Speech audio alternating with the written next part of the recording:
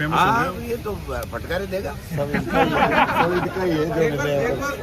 इनकी इच्छा भी थी हैं। इनकी इच्छा भी थी हाँ क्या बात कर रहे हैं, इनकी इच्छा नहीं होती तो यहाँ कैसे आते।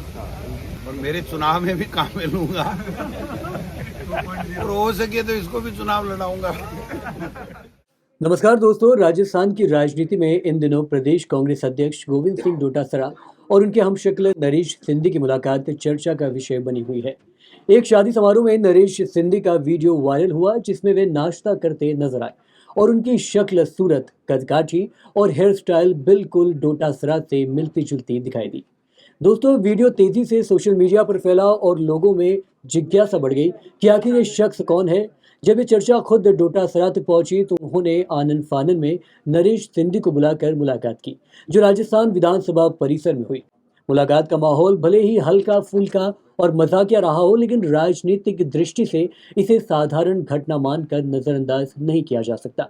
डोटासरा ने मजाक में नरेश को अपना धर्म भाई बताया और यहाँ तक कहा कि जहाँ वे प्रचार के लिए नहीं पहुंच पाएंगे वहां उन्हें भेज देंगे। उन्होंने ये भी हंसते हुए कहा कि भविष्य में उन्हें चुनाव भी लड़ाया जा सकता है।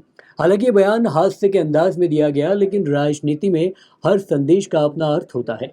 दोस्तों, राजस्थान की जनता के नज़र में यह मुलाकात केवल जिज्ञासा शांत कराने के लिए नहीं थी, बल्कि एक संभावित राजनीतिक जोखिम को समय रहते नियंत्रित करने की कोशिश भी हो सकती है।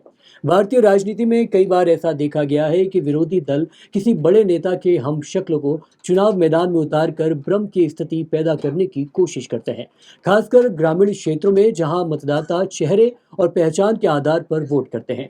वहां इस तरह की रणनीति असर डाल सकती है। ऐसे में सवाल उठना स्वाभाविक है कि क्या डोटासरा को आशंका थी कि उनका हमशक्ल किसी राजनीतिक दल, खासकर प्रतिद्वंदी दल द्वारा इस्तेमाल किया जा सकता है।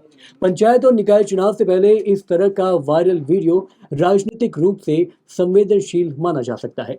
संभव है कि डोटासरा से पहल करके नरेश सिंधी को सार्वजनिक रूप से अपने साथ जोड़ लिया है, ताकि भविष्य में किसी भी तरह की भ्रम की स्थिति की गुंजाइश समाप्त हो जाए। इस पूरे घटनाक्रम को एक राजनीतिक रणनीति के रूप में भी देखा जा सकता है, जहां एक संभावित विवाद या जोखिम को अवसर या अक्सर के बदल दिया गया है। हंसी मजाक के जरिए डोटासरा ने संदेश दिया है कि वे इस मुद्दे से असहज नहीं है, बल्कि आत्मविश्वास के साथ इसे संभाल रहे हैं।